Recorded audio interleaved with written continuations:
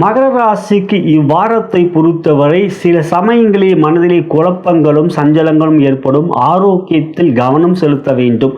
பொது பலனாக ஆரோக்கியம் மற்றும் மனநிலை என்று பார்க்கின்ற பொழுது ராசிக்கு அட்டமாதிபதியான சூரிய பகவான் 7ஆம் இடத்தில் அமர்ந்து புதனை வக்ரப்படுத்துவதனால் உங்களுக்கு பாக்கியாதிபதியான புதன் 7லே வக்ரமாக இருப்பதனால் எண்ணங்களிலே குழப்பங்கள், செயல்கள், முயற்சிகளில் சில தடுமாற்றங்கள் இருக்கும். மேலும் ராசிக்கு மற்றொரு யோகாதிபதியான சுக்கிர பகவான் 6ஆம் இடத்தில் இருப்பது சிறப்பல்ல. குருவும் 6லே இருக்கின்றார். ராசிக்கு அதிபதியான ஈஸ்வர பகவான் 3லே வக்ரமாகவும் செவ்வாயும் சனியும் ஒருவரை ஒருவர் பார்த்து கொள்வதனால் உங்களுக்கு ராசிக்கு 2லே ராகுவும் இருப்பதனால் சொற்களிலே வார்த்தைகளிலே நிதானம் பொறுமை காட்ட வேண்டிய வாரம் இந்த வாரம். பொதுவாக மனம் குழப்பமாக இருந்தால் வார்த்தையிலே தடுமாற்றங்கள் ஏற்படும், கோபம் வரும். அவ்வாறு பார்க்கின்ற பொழுது உங்கள் ராசிக்கு அதிபதியான சனீஸ்வரரை செவ்வாய் பார்க்கின்றார். 4ஆம் வீட்டையும் 8ஆம் பார்வையாக பார்க்கிறார். 4ஆம் வீடு சுகஸ்தானம். ஆகையால் ஆரோக்கியத்தில் அக்கறையும் சரியான நேரத்தில் உணவுகள் எடுத்துக்கொள்வது, இருதயம் சம்பந்தப்பட்ட இரத்த கொதிப்பு சம்பந்தப்பட்ட பிரச்சனைகள் உள்ளவர்கள் கவனமாக சரியான நேரத்தில் மருந்து மாத்திரைகள் எடுத்துக்கொள்வது நல்ல ஆரோக்கியத்துக்கு வழிவகுக்கும். சிறிது நேரம் தினந்தோறும் தியானம் செய்வது. இந்த வாரத்தை பொறுத்தவரை நீங்கள் வணங்க வேண்டிய தெய்வம் என்று பார்க்கின்றபடி சக்கரத்தாழ்வார். சக்கரத்தாழ்வாரை நீங்கள் வணங்குவதும் அவருடைய காயத்ரி மந்திரத்தை கூறுவதன் மூலம் ஆரோக்கியமும் சிறப்பாக இருக்கும், மனமும் உறுதியாக இருக்கும். இந்த வாரம் ஒரு இறை வழிபாட்டுக்குரிய வாரமாக அமைத்துக் கொள்ளுங்கள். மனோகாரகன் சந்திரனும் உங்களுக்கு லாபத்தில் இருக்கிறார், பிறகு விரயத்துக்கு. ஆனாலும் சந்திரன் இந்த வாரம் ஓரளவுக்கு சாதகமாக வளர்வரையாக இருப்பதனால் இறை வழிபாட்டை செய்வதன் மூலம் மன உறுதியும் உற்சாகமும் பெறுவீர்கள். நலம் பெறுக, வளம் பெறுக.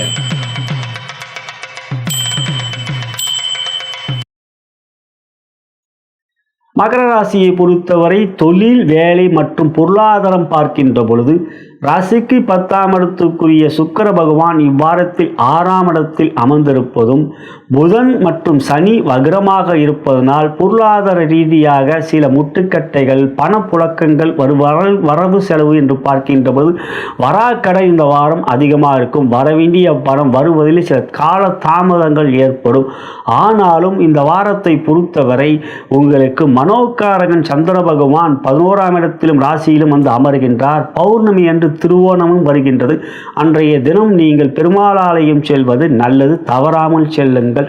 இந்த வாரத்தை பொறுத்தவரை பெரிய முதலீடுகள் செய்கின்ற பொழுது நிதானம் காட்டுங்கள், அவசரம் காட்டாதீர்கள். மற்றவர்களை நம்புவதை விட உங்கள் செயலை நீங்களே செய்வதே சால சிறந்தது. இந்த வாரம் தொழில் வியாபாரத்தை பொறுத்தவரை பண விஷயத்தில் எச்சரிக்கை மற்றும் கவனம்.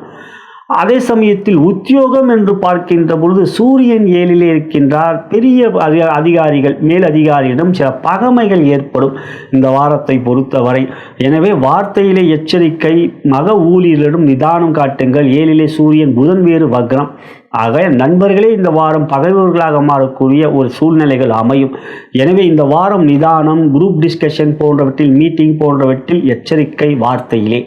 அடுத்ததாக கலைத்துறையை பொறுத்தவரை இந்த வாரம் கொஞ்சம் கவனம்தான்.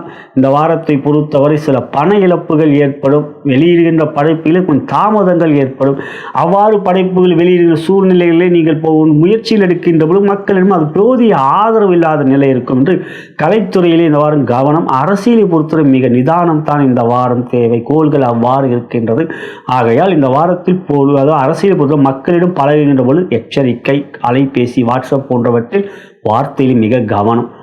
இது விவசாயம் என்று பார்க்கின்ற பொழுது பொறுமை காட்ட வேண்டும். அரசாங்கத்தில் சில உதவிகள் கேட்டிருப்பீர்கள், வங்கி கடன் போன்றவற்றில் அதற்கும் தாமதம் இருக்கும் இந்த வாரத்தை பொறுத்தவரை.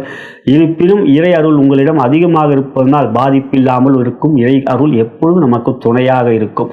இதுவே தொழில் மற்றும் பொருளாதார வேலை என்று பார்க்கின்ற பொழுது நிதானம் காட்ட வேண்டும். இருப்பினும் இந்த வாரத்தை பொறுத்தவரை சனி வக்ரமாக இருப்பதனால் நீங்கள் திங்களன்று, நீங்கள் சோமவாரமான திங்களன்று நீங்கள் சூரியனை வணங்குவது நல்லது.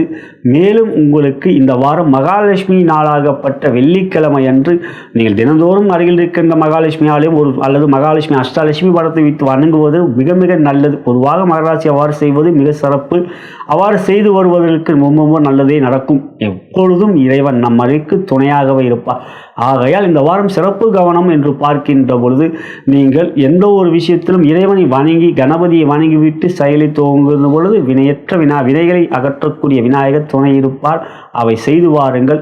மேலும் ஸ்ரீம் என்ற மந்திரத்தை நீங்கள் தினந்தோறும் ஒரு 15 முறை உச்சரியுங்கள். காலையிலே உங்கள் வீட்டை விட்டு செல்வதற்கு முன்னால் அவற்றை செய்வதுமான அன்றைய தினம் மகாலட்சுமி துணை இருப்பார். இவை செய்வதின் வெற்றிகளையும் நீங்கள் பெறுவீர்கள். நலம் பெறுக, வளம் பெறுக.